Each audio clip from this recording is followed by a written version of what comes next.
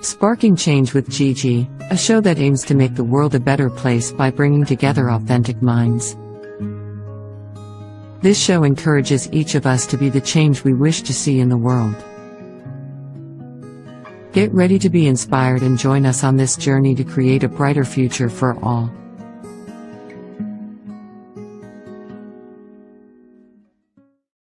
Welcome everyone to Spark and Change with Gigi. I'm your host, Giovanna Tartarone, and today's show is powered by World Energy Healers.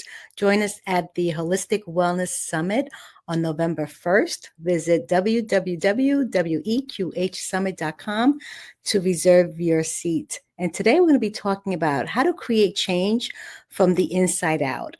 And we're going to be diving deep into the art of creating change from the inside out with our truly remarkable guest, Jackie Woodside. Jackie is a USA Today and a 5-time international best-selling author, TEDx speaker, and professional coach. She's the founder of Conscious Living Summit, the Conscious Living Summit, and the Conscious Living Podcast, and the executive producer of the film Money Vibes, based on her book, a best-selling book. Her work bridges neuroscience, psychology, and spirituality to help people live with greater clarity, peace, and purpose.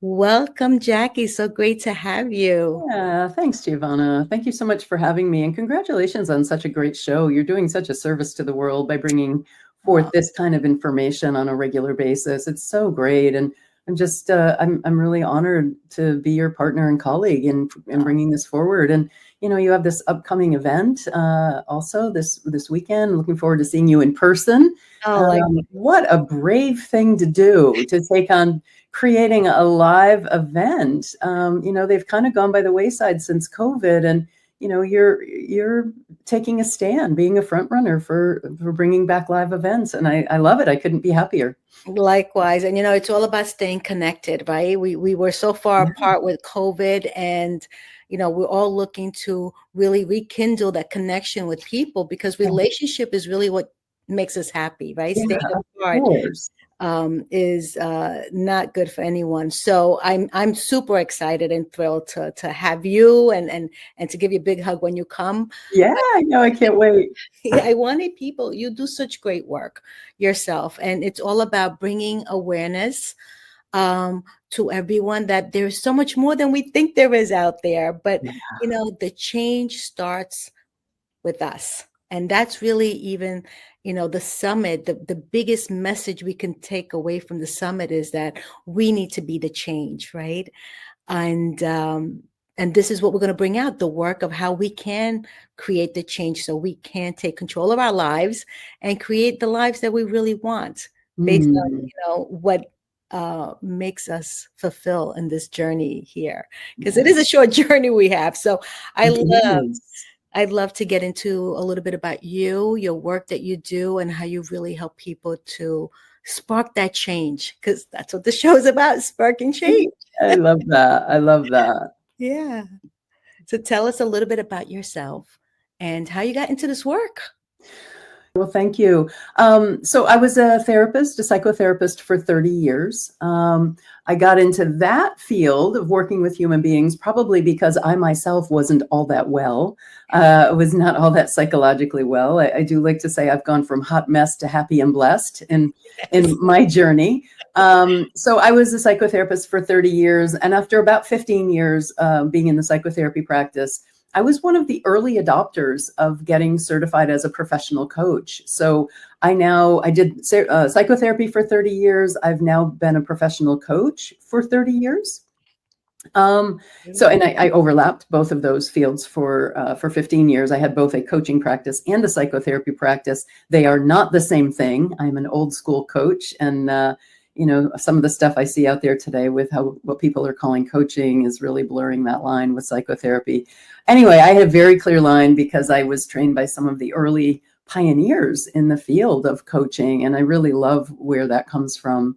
So I got into this field partially out of necessity because as I got healthier, I wanted to have a different conversation for, for success and well-being. And I once had a psychotherapy patient tell me that I was too happy to be a therapist. I thought that was a good indication, because having come from a long history of chronic depression, a history of addiction, a history of homelessness and domestic violence. I mean, when I say hot mess, I don't mean light, hot mess light. I was, really had a very, very difficult young adulthood. But by the grace of God, it's been about 17 years now that I've been clean and sober, and I've not been on psychiatric medication for about 15 years. And I do say that I am the least stressed, happiest person, happiest married person, most productive person that I know. And it is all a result of, this work, but it's spiritual law consistently applied that has transformed my life from that place of homelessness and domestic violence and, depression and addiction to this life that I live today that is literally miraculous. And it's not because of me. It's not because I'm so smart or I had like some secret. It's spiritual law consistently applied. And I'd love to get into that a little bit more with you. Yes, let's do that, because, we use our mind a lot, and we think that the intellectual part of us is the guiding factor. Yeah. But in essence, that comes secondary. That's what I'm learning. First is the spiritual part, to really feel that there's something greater that you need to fulfill in this lifetime. And if you listen to that, I think, doors begin to open, because you see that there's a connection with your inner feelings, I guess. Your inner soul is asking you for something. So let's get into that, because that's a metaphysics side that I love. Yeah, sure. Yeah, what you just mentioned there is what I call your soul print. That there is a vibratory pattern based on the core energies that you've come here to bring into this world, and on the life expression, your soul print. What is your soul print? How does your soul want to express? Just like you have a fingerprint, you have an imprint, an energetic imprint that literally only you can bring into this world. It is yours, just like your fingerprint is only yours. And so a lot of my work is helping people understand this notion of energetic imprints, and that you've come into this world to live on purpose with clarity and power and passion, by honestly, not by your thoughts. You said that we use our thoughts. I would even go so far as to say our thoughts use us when we're not conscious. Your thoughts are thinking you. I absolutely, but thoughts are things. We can agree on that, right? Thoughts are things. We know that. Oh, they create things. From our, again, this is studying Napoleon Hill's work, right? Thoughts are things, meaning that if we get a thought, if we can engage in that thought, that can make us do good things, or it can make us do bad things, right? How can I put it? The energy that we give to the thought is what really is behind the energetic part. Am I correct? Yeah, yes. And can we go a little bit beyond that? Please, sure. Yeah. So thought is part of it. When I talk about your core life energies and what you're here for, what I'm actually talking about is your level of consciousness. And your consciousness, because it's a huge field and an emerging field, there is no one agreed upon definition of consciousness in the study, in the field itself, the study of consciousness. There is not one agreed upon definition of consciousness, which I don't know what that means about the field, just that it's new and it's still emerging, and it's an abstract concept that's hard to understand. But because there's no one definition of it, I made my own. I created my own definition of it. In the world of infinite, right? Yeah, in the world of infinite possibility. Why not? So I'll tell you what mine is, and then I'll link it back to what you said. So my definition of consciousness is the vibratory pattern that gets created by your inner world of beliefs, emotions, attitudes, and thoughts. Well, if you notice that belief, emotions, attitudes, and thoughts, it's an acronym for beat. So your beat creates your vibe, which creates your life. So a lot of people do teach that, your thoughts become reality. Your thoughts become things. And I think that's true. It's just not true in its entirety, because it's not just your thoughts. It is the entire vibratory pattern of your consciousness, your thoughts, your emotions. In fact, science tells us that the electromagnetic energetic field of your emotions is 5,000 times stronger than the electromagnetic field of your thoughts, which, if you get into the science behind that, what you'll find is your emotions are actually the most fundamental creative power that we have for manifestation. Now, thoughts and emotions, of course, are very closely correlated.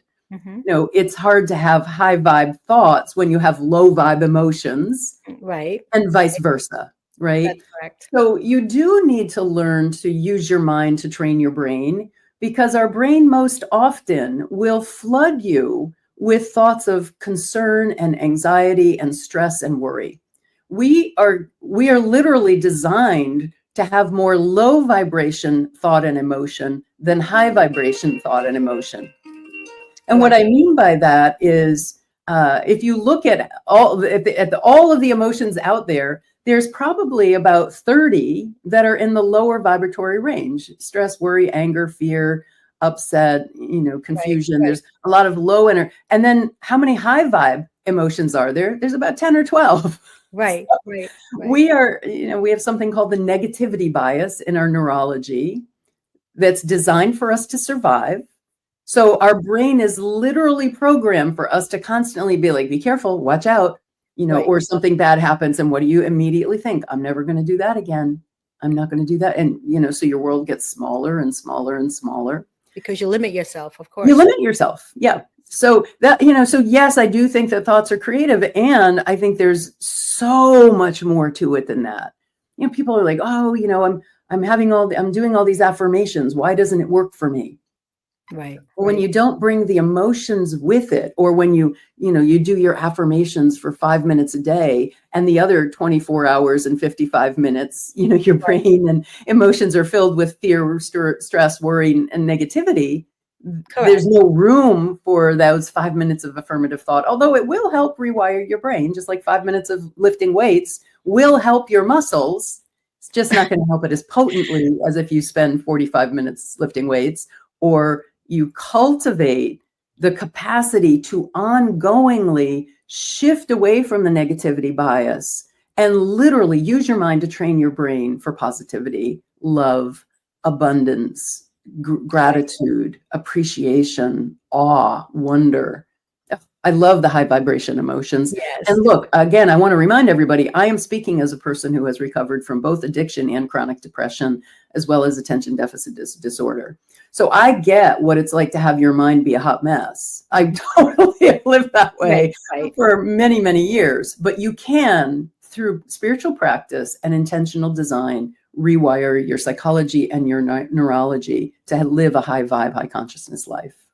And I love that, because it is an intentional act that you need to do, because the negative part is always more powerful unless you decide not to make it that way, right? Unless, I look at it, we say the subconscious mind, it compared to the conscious mind, right? When you look at those two aspects of our mind, the subconscious mind is 40 billion times stronger than the conscious mind, is because we are literally programmed to do things that we unconsciously even know, or consciously don't know that we're doing it.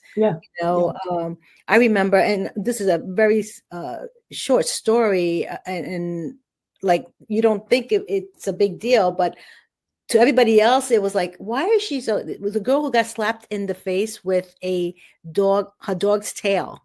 She was young. She was a baby. She got slapped on the right side. And every time she took a picture, she would never be on the right side. She would always be on the left.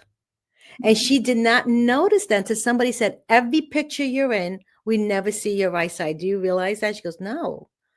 Something as simple as that can change our behavior, because the subconscious mind remembered that incident, that it hurt, and that her face was red maybe, and there was something there, and there's really nothing there, but that particular experience.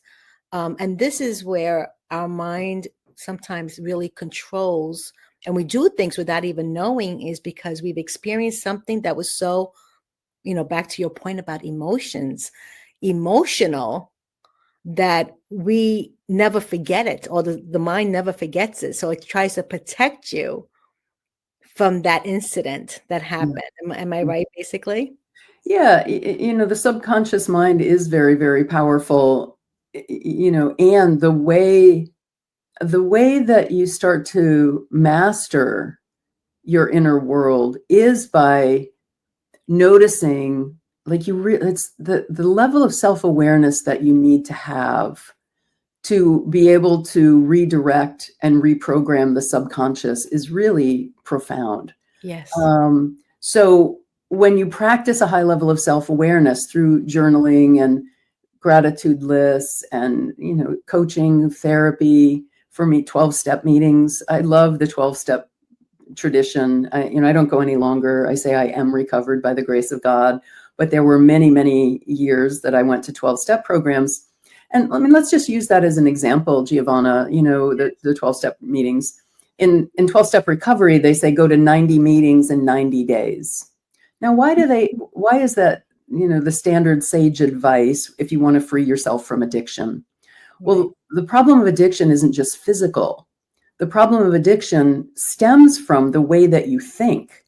Yes, if you have a chemical addiction, you certainly have to deal with your body as well. But Yes, there's a lot of process. By the way, I would go so far as to say we all have an addiction. You're addicted to your ego. You're addicted to the way that you see things, being right, getting your way. The ego itself is an addiction. Let me tell you, that was the biggest wake up call for me. Yeah. To realize that the ego takes over from really doing things from your heart, right? Because you want to be right. You want to be right. Yeah, you want to be right. You want to get your way. Nobody wakes up in the morning thinking, I hope I get proven wrong today, So you do have an addiction. Everyone is addicted to their ego. So yes. Even if you don't, the psychological mechanism of the ego, and that's not to say it's a bad thing. It helps you make decisions and navigate the world and, make choices, and it's fine. But when it's unconsciously running, then your mind is thinking you rather than you using your mind at a higher level. So that in the 12-step programs, they say go to 90 meetings in 90 days, because when you enter recovery, which, by the way, that's what we're talking about, we're all recovering from the ego. Yes. When you enter recovery, you only can think the way that you think. And for people who are struggling with addiction, you only think like an addict. You will justify and you will come up with all kinds of cognitive distortions and reasons for your behavior. That's the only way you know how to think. So 90 meetings in 90 days exposes you to thinking like a sober person. To thinking like a sober person. You hear conversations of how people decided to not act out, not engage in their addiction. And again, I'm not just talking here about addiction. You have this, listener, you have this in fights with your spouse or political disagreements that you have maybe with your neighbor or with family members. We all want to be right. What we don't understand is that it's not just that my thoughts are true. My perceptions are true. Right. They're not true. They're just your perceptions. It's just your perception. And when people can start to distinguish the difference between facts, observable facts, and beliefs and perceptions, and recognize that my view is just my view, it's not some capital T truth, then you can begin creating a different experience for yourself internally, which then creates a different experience externally. I love that, because you're stepping back and you're becoming like an observer. Yeah. Right. Instead of saying, no, this is the way it has to be. Yeah. And it's based on just the information that you've been exposed to all your life, versus stepping back and saying, you know what, I study with Bob Proctor. I'm sure you heard of the name. Of course. He's an icon. That's right. And he says, I'm 60 something years old. He goes, I'm still an ignorant. He says, because I don't know everything. Yeah, beginner's mind, bringing beginner's mind to everything, being curious Right. about your perceptions, about other people's perceptions. Like even what I'm saying right now, what I'm teaching you about fact versus perception is Yeah. just perception, you know? Right. That's right. And someone who's maybe more dogmatic or, has some more conservative be like, no, that's not true. My thoughts are the truth. They're my truth. Well, your truth is still your truth. Right. You may believe it very strongly. You may believe it to the point that you would give your life for that belief. It is still just your belief. That's right. And in the world of, we say, of infinite possibilities, right? Like we just mentioned before, could there be another truth? Yeah, of course. Right? Right. Of course. So the answer is yes, of course it could be. So yeah, unless we're talking about like observable, concrete truths like gravity, right? So if I drop this eyeglass case, it's going to fall. That is a capital T truth because of gravity, unless we're on the moon or outside of this atmosphere, where it might not be the case. But, this is an observable truth. You could say there's no such thing as gravity. And I could say, okay, well, I understand that's your perception. right. I mean, right. there are people that feel that that we didn't go to the moon and that the earth is flat. And they have all of their rationale for why they believe that. Okay. One of the things I love to say is that you can never fight with someone who's not going to fight with you.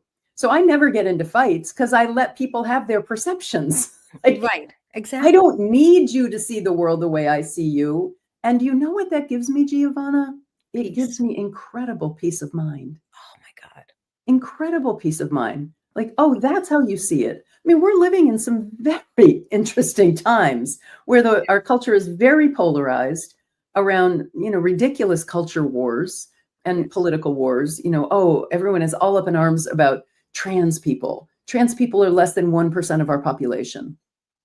People are all up in arms about illegal immigrants. Illegal immigrants are less than 1% of our population. And it's, through the media and through some sophisticated psychological mechanisms, people have been able to co-opt people's attention to things that are so minuscule in our world. And yet it's created a whole narrative. So people think, oh, you can't be trans. There's only men or women. I'm like, okay, that's a perception. I know people who have a different experience, who experience themselves as transgender. And, have taken measures to, right. And it's all about really just respecting each other, right? And understanding that at some level of awareness, we got to know that we all came from the same place. We're all going to the same place. That's really nice. Yeah. And I say that with love, because if we can understand that the only thing that really makes us different, I think at the core now, we're talking about our true essence, is the gifts that we bring to this world. Yeah. Right. And so I'm here to do a plan that has been already designated from day one that I was born, of how I can help to contribute to this world. And my journey here is to discover what that plan is and hopefully make good choices and live happy and fulfilled, and by serving others. Yeah. That is the path to happiness and fulfillment, serving others. That's it. But it's always been that way since centuries and centuries. But and I love the fact that Neil Donald Walsh is joining us, because he will speak about the illusion of separation, right? The illusion of saying you're separate from me and I'm separate from you. And so, your title puts you up here, my title puts me down here. But, I always go back to like a real event, 9/11, that took place. No one was worried about whose title, what color, what nationality, what gender, right? All of that was put on the side, and we all went to go help the people that could, right? And if we can get back to that kind of world without a disaster, let's take Right. out the disaster, Right. but we can get back to the world of understanding that that person across the street who, just fell on his bike, and you're helping that person, that one day something's going to happen to you and somebody will be there to help you. Yeah. Right? Yeah. Instead of laughing at that person, I just feel like this oneness that is hidden behind the ego, right? It's hidden. We know that we are here to help each other. I mean, whether you own a business, whether you are a parent, the love and connection with each other, your neighbors, that's what makes you laugh. That's what brings you joy. And what you give is what you get. Mm-hmm. So I love, to help people really come back to that. Like, that's my mission, is Yeah. come back to that, because I myself, my own experience in life was go after the title, get this degree, get that degree, keep going, make more money, get the title. And then I get slapped with, I'm sorry to report, but you have breast cancer. And I'm like, what? I worked all my life to do what? To get breast cancer. So I had like this big wake up call Mm-hmm. that, it's coming back to myself was essential for me to, understand how important we are and the gifts we bring to this world. And it's not about the title. It's not about the money. It's really about the relationship. And the number one thing is the relationship with ourselves, Mm-hmm. right? Because the work that you do too, I mean, and your experience that you went through and how you help others, you let them come back to themselves first and how they view themselves, in spite of, and I love to use these words, in spite of everything that's going on, you're still a beautiful gift to this world. You still have something to share, and you're here on purpose. There's no accidents in life. And we know there's no coincidences, right? Right. So, let's get into like, how can people really connect to their, their inner self to really create that peace? Because again, it starts within. We can't depend on anybody to give us the peace and the love that we want if we don't have it for Yeah. ourselves. Yeah. I think so there is no developing a relationship with anything without time. Right? Mhm. You want to develop a relationship with somebody, a new date, a new person you're dating. You're not going to do that by never seeing each other, by never going out for coffee or going for a bike ride or doing a weekend away and see what that's like. So one of the ways that I think people really struggle with, honestly, because we live in such a busy is the new rich culture. Everybody has to be so busy, but without spending time with yourself in specific practices to develop self-awareness and to develop spiritual mastery, you won't be able to change your inner world. So just to use myself as an example, when I went from hot mess to happy and blessed, addicted and depressed and just out of a domestic violence situation, in my early recovery, was like a full-time job. Maybe really, well, I don't have that kind of time, Jackie. Well, you can figure out something. But at that time, I was going to individual therapy, couples therapy, 12-step meetings 4 or 5 times a week, meeting with my sponsor, doing volunteer work at my church, and meeting with my minister at least once a week, and going to church once a week. So and every morning I would do journaling and writing exercises out of various books. I, at that time, started doing, which I still have today, a daily gratitude practice. Not just writing 2 or 3 things I'm grateful for, but I literally write an entire page every single day.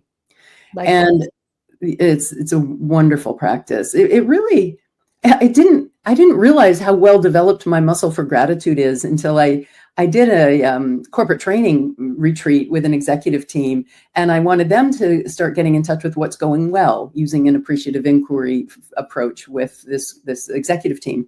Yes. And so I had them break up into small groups, and each small group, it was just 2 or 3 people per group, come up with 25 things that you're grateful for, that you appreciate about your company, or that's going well in your company. Come up with 25 things.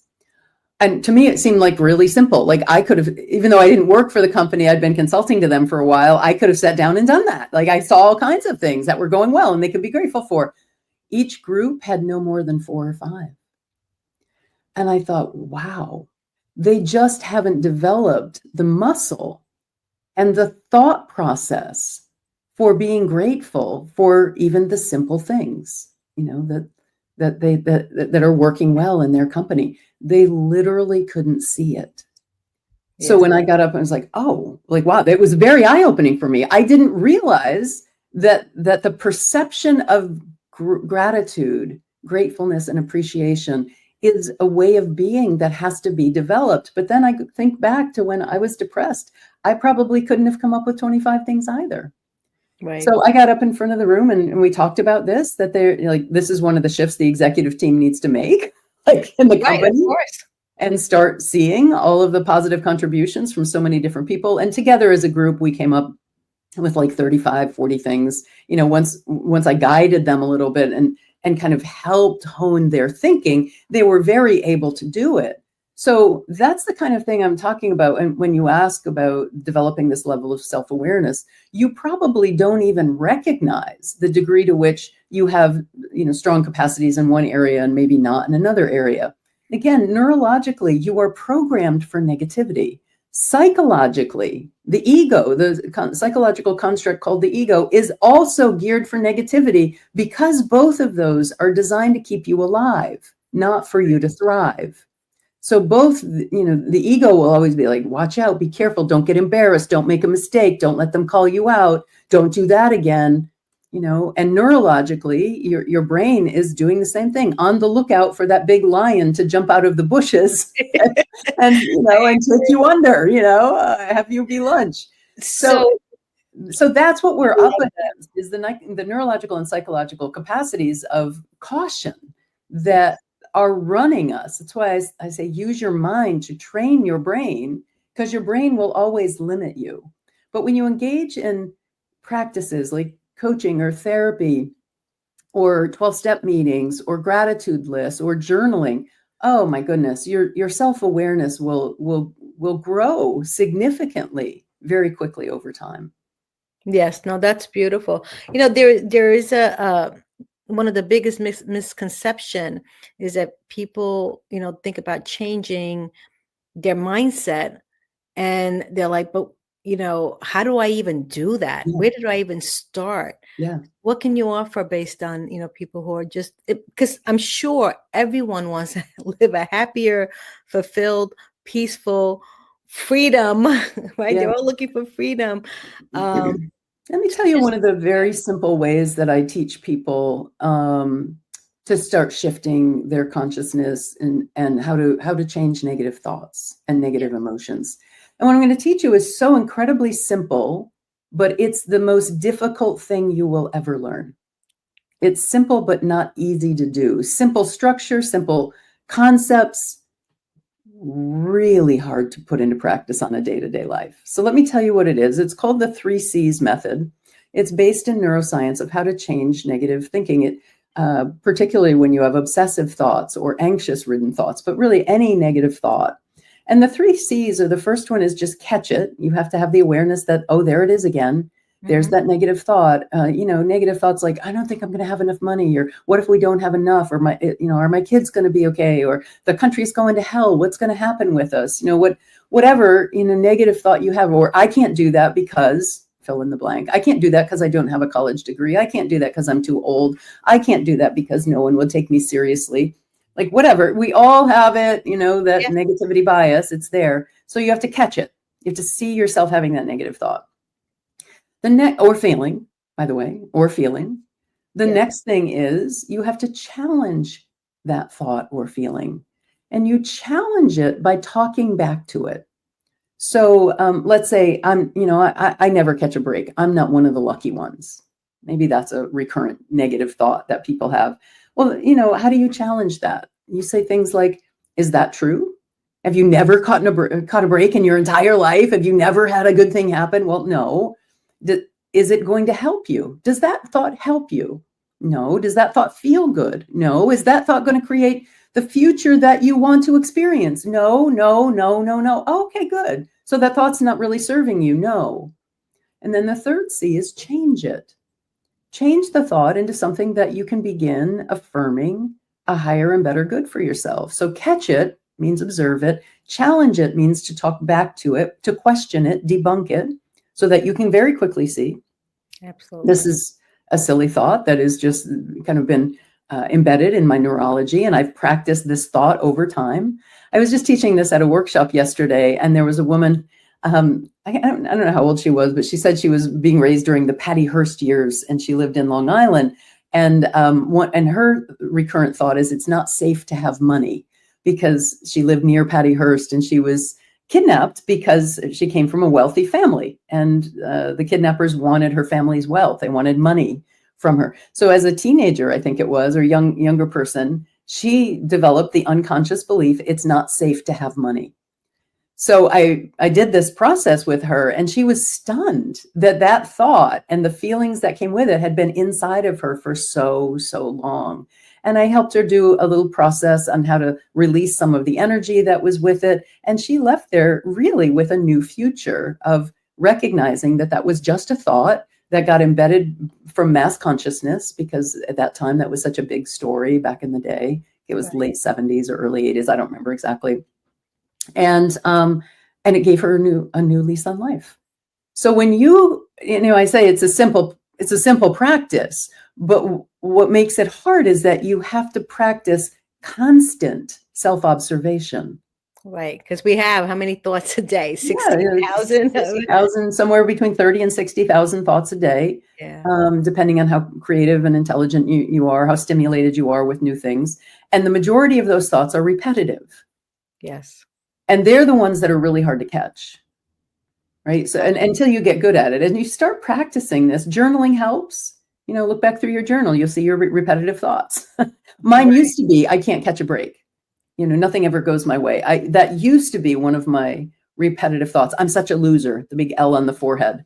That was one of my repetitive thoughts. Oh, the self-sabotaging is... Oh, self-sabotaging thoughts are extraordinarily strong. And we believe them until you can shine the light of awareness on it, use your mind to train your brain, and create a new thought, which creates new emotions, or create new emotions, which create new thoughts. Well, we are emotional beings for sure, because I know with all the work that we do, we buy based on emotions. We act based on emotions, right? Emotions really dictate our decisions in life.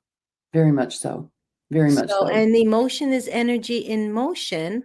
I mean, to the very basic understanding. And so if that energy, like you'd mentioned before, if we're vibrating with low energy, right? Because we're saying we're a loser, and who do you think you are? I mean, those are all, questions of bringing us down. Definitely don't lift us up. So the vibration that we're emanating out is low, and we're going to be attracting more things that are in alignment with this vibration, right? So how do you can say, and of course we learned it now when we do all this work about how you should really look in the mirror and say, good job, like pat yourself in the back, do it to yourself first, raise your own vibration. And then you're going to attract people that are going to really go, wow, you really did a good job today. But it's because you did it to yourself first that you attracted someone to say that about you. Right. Yeah. So what are some of the things that people can do to raise their own vibration, when they're by themselves, no one's watching? Yeah, no, it's a great question. And there's so many. I've already mentioned one of my favorites, which is training your mind through doing a daily gratitude practice. And you can, I'll say a few variations on it. So you can just do the three simple things that you're grateful for today. I would push people to do more than that, although there's very, very good neuroscience research on how that increases your mood, your self-esteem, even improves your immune system. People who practice gratitude list, just writing 3 things. But I would push a little beyond that. I have the small notebook, not the huge one. I wish I had it with me, but this one that's a little bit bigger than your hand, a journal. So I do a full page every day in my journal. And then here's some variations on it. I'm building a house right now in the Thousand Islands region of upstate New York on the St. Lawrence River. I've had 2 family cottages up there for the last 18 years, and we knocked one of them down, and we're building a year-round home. And we're doing it as an intention experiment around money. And our intention is that we're going to be able to build the house without a loan, without taking a loan. So one of the things I'm doing every day in my gratitude list is I'm writing, I'm so grateful that I have more than enough resources of time, money, talent, and energy to build our River Haven, is what we call it, to build the house at River Haven. So I'm grateful in advance that I have more than enough time, money, talent, and resources to do this project. So I didn't want to just say I have enough money, because one of my money stories is that I'm always just getting by. It's not going to be easy. I'm going to just get by. So instead of affirming that I have enough, I'm affirming that I have more than enough. I have money I'm going to build this house without a loan, have money to spare.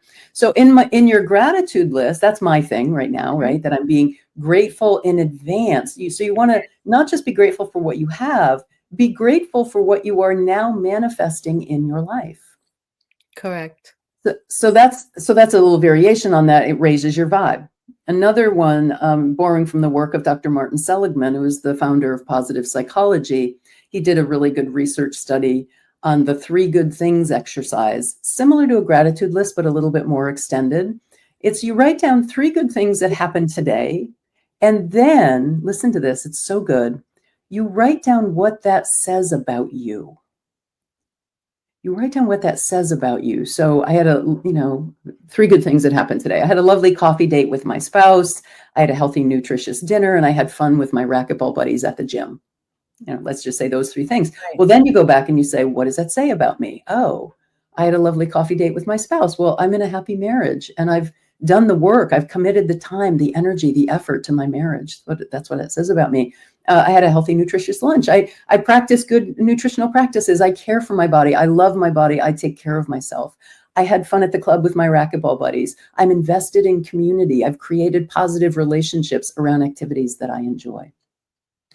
So that activity that I just said, the 3 good things exercise, has been shown by Dr. Seligman when people just do that exercise, I think it was like for 2 weeks, it increases their sense of self-esteem up to 3 months.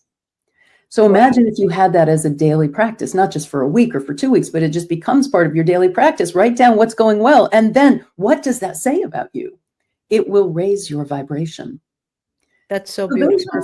These are really, really positive practices. And I could I could go on for another 4 hours giving you different ways. In fact, I wrote an ebook once and never published it, called 101 Ways to Raise Your Vibe.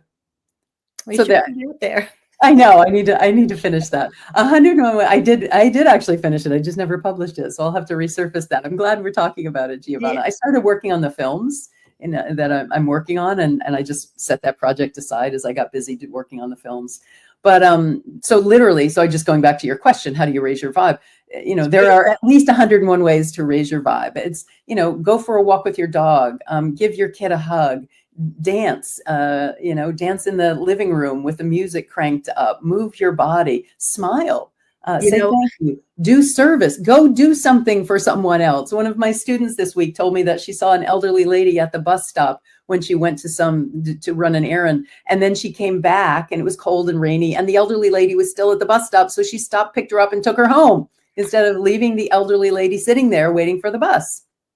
It took her, whatever, it was 10 minutes out of her way, and, do something good and kind for someone. I saw on the Nextdoor app, one of my neighbors in the Nextdoor app put out, if anyone is struggling with food and doesn't have food, send me a message on this platform and I will have you and your whole family over for dinner. I will cook for all of you. I was stunned. Isn't that amazing? Think about if we did that, and I don't know, this thought just came to mind. We talk about there's no food in this, there's scarcity of food, scarcity of food. Yeah. It's so untrue. It's so untrue because all we have to do is open up the doors to help those that are needing. And Thanksgiving is coming up, right? Yeah. Everyone's going to open up their heart. Everybody's going to go buy extra food and put it in a bag in the supermarket so it goes out to families. my thing is, why do we have to wait for Thanksgiving? And why is it just one Yeah, day? well, especially now with the SNAP benefits expiring in this week, I think, this week or next week. And there's going to be a lot of hungry people. And you're right, it's not that there's not enough resource, it's the allocation and distribution of the resource.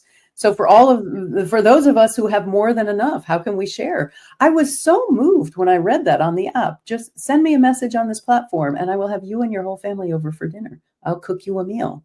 I thought, could I do that? I'm a woman and I live alone. So I had a little bit of insecurity emerge around my safety, but I have a big dog. So I suppose that would help. I'm married, but my spouse and I have a commuter marriage. So Monday through Friday, I'm by myself during the week. And then my spouse comes home every weekend.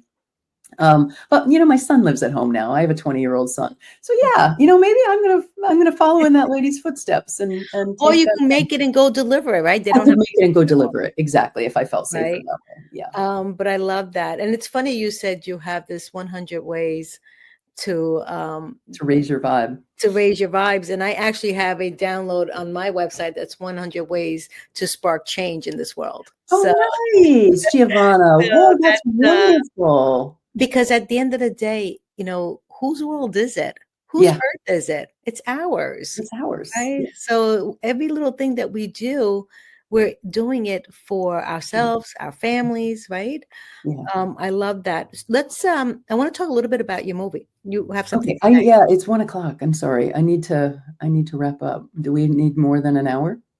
We have probably 10 more minutes to go because we started a little later. Do you need to go? Because it's a 55-minute show. We're at 46 right now. Shoot. I know you can edit this out. This right here. I have a 1:00. So I didn't know I needed more than an hour. So can I go do my 1:00 and then we hop back on and can you splice it together or no? I can edit out here. But you can't splice it together? No, I'm just going to have to let it play for 45 minutes and that's it. All right. Let's go back and let's do a little bit of a wrap. All right. Yeah, let's do the ending part. So, let's take it down for a landing and your final words, Jackie. Thank you so much. First of all, you shared beautiful wisdom and great tips for those who had the opportunity to write them down, or they can go back and replay it. But love to hear your final thoughts. Yeah, my final thoughts are all about your upcoming event and what a difference it makes. I really want to encourage people to come to this live event because anytime any one of us grows in our vibe, grows in our consciousness, because consciousness is just the one life energy of humanity. Anytime any one of us grows in consciousness, raises our vibe, it makes the world a better place for everybody. We all get to grow in consciousness. So that's what I want to leave people with, is a little bit of inspiration that every time you do something positive for yourself, you're doing something positive for the world. Beautiful. Well, thank you so much. And if people want to contact you, they can go to your website. Yeah, JackieWoodside.com. I'm very easy to find and would love to connect with people. But more than anything, come to the event so I can talk to people live and in person and even give you a hug. That's right. Well, thank you so much, Jackie. Thank you, everyone, for joining us. Until next time, I'm your host, Giovanna Tarderone, and this is Spark and Change with Gigi. Bye-bye, everyone. Bye-bye. Thank you for joining me on Sparking Change with Gigi. I hope that our episode today has ignited a spark within you to create positive change in your own life and in the world around you. To learn more about how you can become a guest or supporter, head over to sparkingchangenow.com. If you enjoyed today's episode, please consider subscribing, sharing, and leaving a review. Your feedback is incredibly valuable to me, and it helps me to continue producing content that sparks change in each of us and the world. You can find us on various platforms, including Google Play Store, Apple App Store, YouTube, Facebook, Roku, Android TV, Apple TV, and Amazon Fire. Thank you again for watching, and I look forward to having you join me again next week on Sparking Change with Gigi.